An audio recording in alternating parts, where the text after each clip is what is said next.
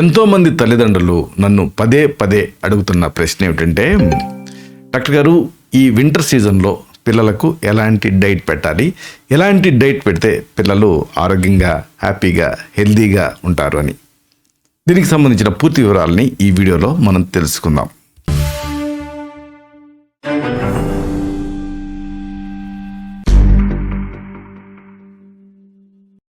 మిత్రులారా, నమస్కారం. నేను మీ డాక్టర్ చిరుమామిళ్ళ మురళి మనోహర్. ఈ వీడియోలో ఎంతోమంది తల్లిదండ్రులు అడుగుతున్న దీనికి సమాధానం చూద్దాం. చాలామంది ఈ పిల్లలు తరచుగా జబ్బు పడుతూ ఉంటారు ఈ సీజన్లో. అలాంటప్పుడు వాళ్ళకి హెల్దీగా ఉండేటటువంటి డైట్ పెడితే వాళ్ళు చీటికి మాటికి ఇబ్బందులకి గురికారు. కాబట్టి మనం తెలుసుకోబోయేది ఏమిటంటే, ఈ వింటర్లో ఎలాంటి ఆహారాన్ని పిల్లలకు పెట్టాలి, ఇది తెలుసుకుందాం. చూడండి, పిల్లలతో ఇబ్బంది ఏమిటంటే, కంటికి ఏది నచ్చితే అది తింటాం అంటూ ఉంటారు పిల్లలు. అయితే చలికాలంలో అలాగా ఏది పడితే అది తినకూడదు, మీకు తెలిసిందే కదా. ఈ సీజన్లో జంక్ ఫుడ్ తిన్నారనుకోండి పిల్లలు, అప్పుడు లేనిపోని సమస్యలు వస్తాయి. సీజన్ మొత్తం ఇబ్బంది పడతారు. జలుబులు, దగ్గు, ఆస్మా, వైరల్ ఇన్ఫెక్షన్స్, ఇలాగ ఒకటి కాదు రెండు కాదు, ఎక్కువగా ఇవన్నీ కూడా ఈ సీజన్లో పిల్లల్ని పట్టి పీడిస్తూ ఉంటాయి. అందుకే చలికాలం పిల్లల ఫుడ్ విషయంలో చాలా జాగ్రత్తగా ఉండాలి. ఆయుర్వేదం దీన్ని ఋతుచర్య అంటుంది. అంటే ఏ సీజన్లో ఎలాంటి జాగ్రత్తలు తీసుకోవాలి, ముఖ్యంగా ఆహారపరంగా. ఈ సీజన్లో పిల్లలకి ఎలాంటి ఫుడ్ పెట్టాలి అంటే, చలిని తట్టుకోవాలంటే శరీరానికి ఇమ్యూనిటీ అవసరం. పెద్దవాళ్ళతో పోలిస్తే పిల్లల్లో ఇమ్యూనిటీ తక్కువ ఉంటుంది. పైగా ఈ సీజన్లో, అంటే ఈ చలికాలంలో, ఈ బ్యాక్టీరియా ఇలాంటి త్వరగా వ్యాపించేస్తూ ఉంటాయి. కాబట్టి పిల్లల్ని జాగ్రత్తగా చూసుకోవటం చాలా ముఖ్యం. పిల్లలకి సరైనటువంటి డైట్ ఇవ్వటం ద్వారా ఈ జలుబు, దగ్గు, గొంతు నొప్పి, డ్రై స్కిన్, ఎగ్జిమా ఇలాంటి ఎన్నో సమస్యలు రాకుండా చూసుకోవచ్చు. Prevention is better than cure అంటారు కదా, అది.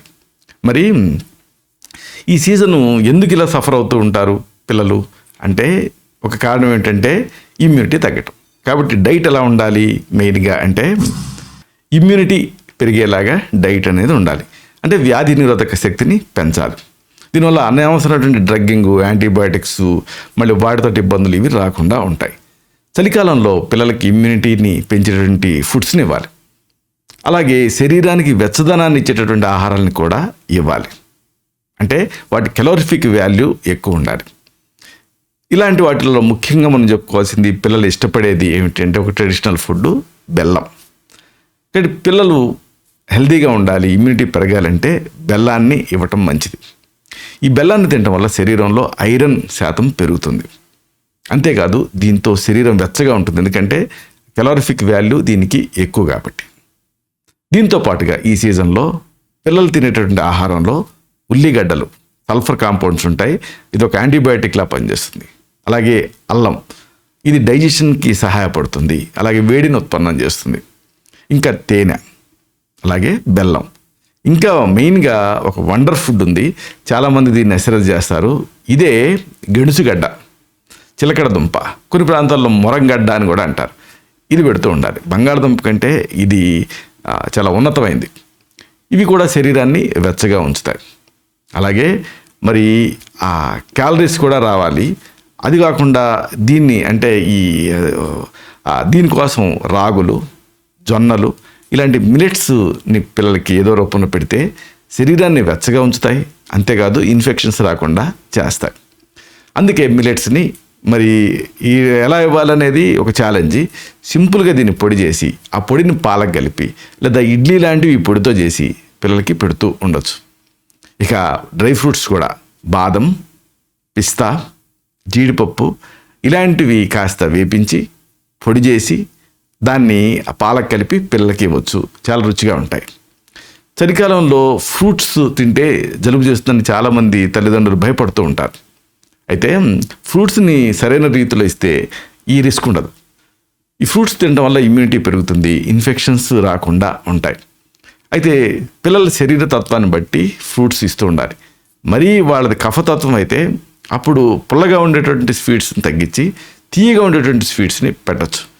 తీయగా ఉండే స్వీట్స్లో కూడా వైటమిన్ సి అనేది ఉంటుంది. ఉదాహరణకు గింజలు తీసేసినటువంటి జామ, అలాగే నిమ్మ, ఇంకా బత్తాయి అంటే సంత్ర, అలాగే ద్రాక్ష, పైనాపిల్. ప్రధానంగా ఈ సీజన్లో పిల్లలకి ఒకవేళ జలుబు ఉన్నప్పటికీ కూడా ఇవ్వదగింది ఏంటంటే దానిమ్మ, ఐరన్ పెరుగుతుంది. ఇలాంటివి ఇస్తూ ఉంటే ఫ్రూట్స్ అనేవి పిల్లల జలుబు, దగ్గు ఇలాంటి వాటిని కంట్రోల్లో పెట్టచ్చు. అయితే వీటిని వాతావరణం చల్లగా ఉన్నప్పుడు కాకుండా ఉదయం 11 నుంచి సాయంత్రం 5 లోపు ఇవ్వటం బెటర్. లేకపోతే ఏమవుతుందంటే కఫం మళ్ళీ పెరిగిపోతూ ఉంటుంది సాయంత్రం అయ్యేటప్పటికి. అలాగే ఉదయం కూడా కఫం ఎక్కువ ఉంటుంది, అంటే కఫా సీజన్ అది, కఫా టైం అది. కాబట్టి ఆ టైం కాకుండా మధ్యాహ్నం ఇవ్వటం మంచిది. అలాగే ఫ్రిడ్జ్లోంచి నేరుగా తీసి పెట్టకుండా మామూలు రూమ్ టెంపరేచర్లో దాన్ని ఆ రూమ్ టెంపరేచర్ వరకు ఆ ఫ్రూట్స్ని తీసుకొచ్చి అప్పుడు పెట్టాలి. అయితే అసలైన విషయం ఏంటంటే ఎక్కువ మంది పిల్లలకి ఎందుకు ఈ సమస్యలు వస్తూ ఉంటాయి అంటే బయట తినేటువంటి ఆహారాల వల్ల. కాబట్టి పొరపాటును కూడా పిల్లలకి బయట ఫుడ్ని పెట్టద్దు. బయట ఫుడ్ అంటే బయట కొని ఇంట్లో చేయటం కాదు. ఉదాహరణకు మ్యాగీ, నూడిల్స్లు ఇలాంటివి కాదు. ఇంట్లో మన ట్రెడిషనల్ ఫుడ్ని చేసి పెడుతూ ఉండాలి. స్కూల్కి వెళ్ళే పిల్లలు పీర్ ప్రెషర్ ఉంటుంది, అంటే వాళ్ళ ఫ్రెండ్స్ కొనుక్కుంటూ ఉంటారు. కాబట్టి ఈవెన్ ఈ మధ్యకాలంలో ఈ స్కూల్స్లో క్యాంటీన్స్ కూడా ఉంటున్నాయి. Ice creams, candies, cakes. ప్రతిరోజు ఎవరిదో ఒకళ్ళది బర్త్డే ఉంటుంది, బర్త్డేకి కేక్స్ ఇస్తూ ఉంటారు. ఆ కేక్స్ మళ్ళీ ఫ్రిడ్జ్లో పెట్టి ఎంతో కాలం నిలవ ఉండి ఇలాంటివి ఉంటాయి కాబట్టి ఇబ్బందులు వస్తూ ఉంటాయి. అలాగే చిప్స్, ఇంకా బిస్కెట్స్, ఇవన్నీ కూడా జంక్ ఫుడ్స్. కాబట్టి ఇవి ఎక్కువగా పిల్లలు తింటూ ఉంటారు కాబట్టి వ్యాధులు బారిన పడుతూ ఉంటారు. కాబట్టి ఈ సీజన్లో బయట ఫుడ్ని ఎంత తగ్గిస్తే అంత మంచిది.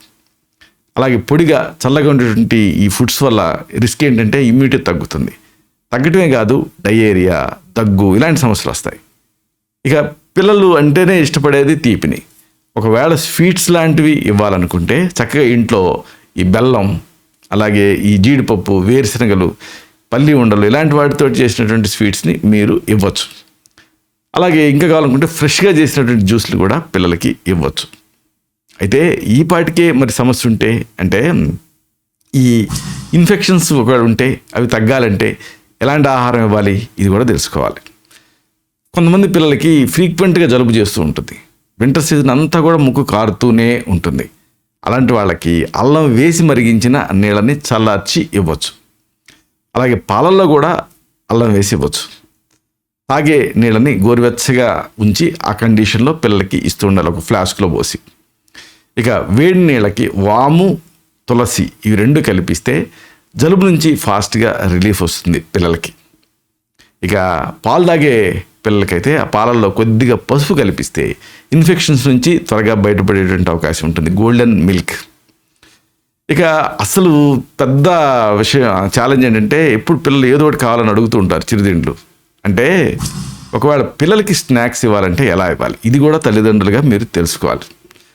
సాధారణంగా స్కూల్ నుంచి వచ్చిన తర్వాత పిల్లలు స్నాక్స్ తింటూ ఉంటారు. ఆ టైంలో జీడిపప్పు, బాదం పప్పు, అలాగే వేరుశనగలు అంటే పల్లీలు, వాల్నట్స్ ఇలాంటి వాటితో చేసిన స్నాక్స్ని మీరు పిల్లలకి ఇవ్వచ్చు. బెల్లంతో చేసినటువంటి స్వీట్స్ని కూడా మీరు పిల్లలకి పెట్టచ్చు.